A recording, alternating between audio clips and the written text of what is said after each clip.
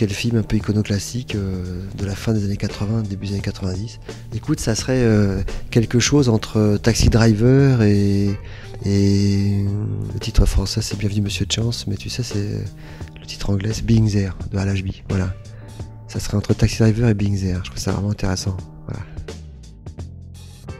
Bah, un acteur, idéalement Michel Simon, je trouve un mec que je trouve d'une liberté totale devant une caméra, quoi. Arletty, ouais. Pareil, très libre. Ouais, très libre, ouais. Très libre, très provocant, très libre en fait. C'est voilà. Bah, beaucoup de mecs en fait. Quoi. Si j'étais un réalisateur autre que moi, bah, bien sûr il y a Terry qui est passionnant. Il y a Chaplin qui est monstrueux de génie. Il y a certains films des frères Cohen où être les deux à la fois, c'est quand même assez excitant.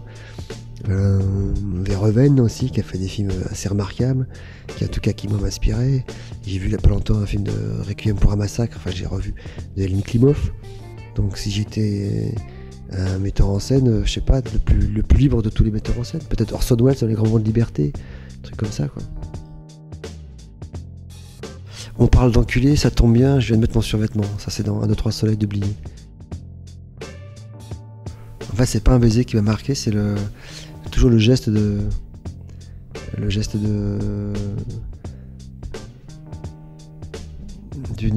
l'actrice dans Le Lumière de la ville quand elle touche le revers de la veste de Chaplin.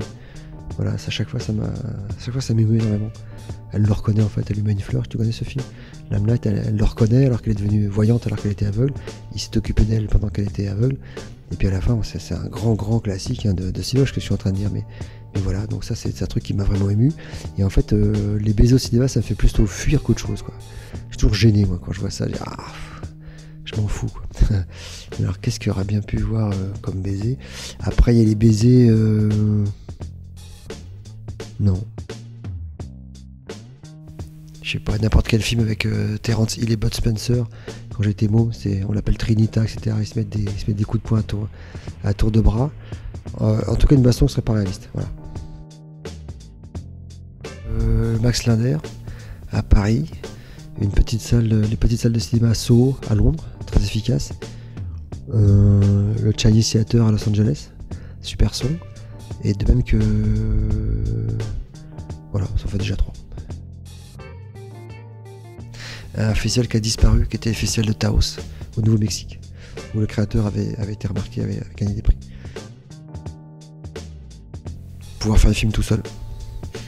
Ouais, juste avec une caméra. N'importe quelle musique de New Morricone, avec une prédilection pour Il était une fois dans l'Ouest, Travelling circulaire à la fin avec cette musique lancinante, voilà, c'est archi connu mais très bien.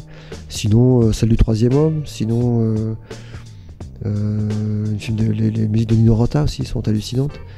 Voilà. Plein, mais un grand favoritisme pour le sketch où Terry Jones, encouragé par Michael Palin, essaye de sauter au-dessus de la Manche. Très comique, je sais pas dans quelle série ça l'est, mais voilà, il y a Terry Jones qui s'élance en slip de bain en tenant un sac de briques et qui a prévu de sauter au-dessus de la Manche. C'est super comique, et puis on voit les mecs, les autres membres de l'équipe qui l'attendent à Calais avec des casquettes et des baguettes de pain avec marqué Bienvenue à Calais. Voilà. Et donc forcément il saute et il fait un petit saut de 30 cm dans la flotte, et à l'intervieweur il explique qu'il s'est passé entraîner. C'est super drôle.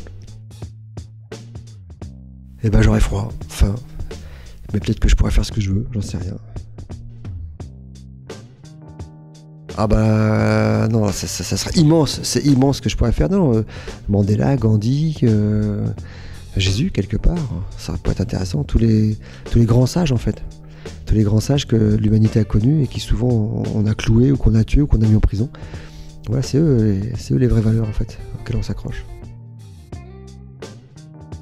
L'autopsie. Pourquoi c'est là? Parce que celle-là, elle peut être faite sans pression de maintenir les gens en vie. On peut vraiment faire une dissection très précise. Il y en a plein, c'est une bonne question. Plein.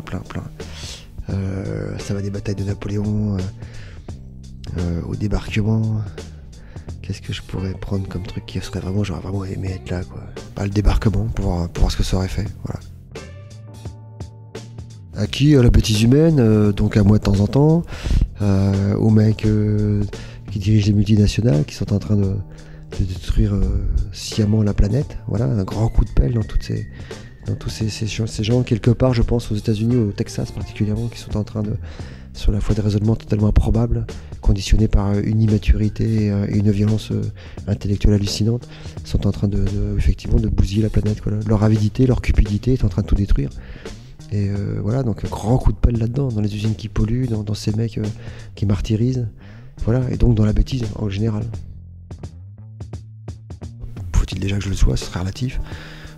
Je sais pas, un ermite dans une montagne qui garde ses brebis ou qui vit tout seul dans une grotte. Des fois c'est bien, on doit être tranquille, on doit pas être embêté.